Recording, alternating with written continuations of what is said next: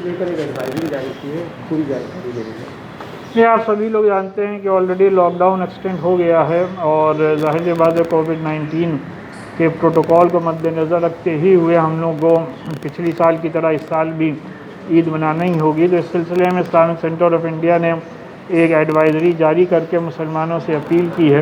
کہ گھروں ہی میں رہیں، گھروں ہی میں عید منائیں، اور جس مسجد میں پہلے سے 5 لوگ رہ رہے ہیں وہی 5 لوگ سے مسجدوں میں عید کی نماز پڑھیں، اور باقی لوگ اپنے گھروں ہی میں رہ کر کے نماز ادا کریں۔ اور شریعت کو سامنے رکھتے ہوئے جس گھر میں 4 یا اس سے زیادہ مرد ہوں وہ لوگ اپنے گھر میں عید کی نماز پڑھ لیں، اور اگر 4 سے کم لوگ ہوں تو پھر وہ اشراق کی نماز 4 رکعت اپنے گھر میں ادا کریں، اور نہ کسی کے گھر ملنے جائیں، نہ کسی سے گلے ملیں، نہ کسی سے ہاتھ ملائیں، بلکہ موبائل اور سوشل میڈیا کے ذریعے سے ہی ایک دوسرے کو مبارکباد دیں۔ گھر میں سوئیاں ضرور پکائی جائیں کیونکہ عید ایک خوشی کا موقع ہے، لیکن جن حالات سے ہم آپ گزر رہے ہیں، ہر خاندان میں بڑے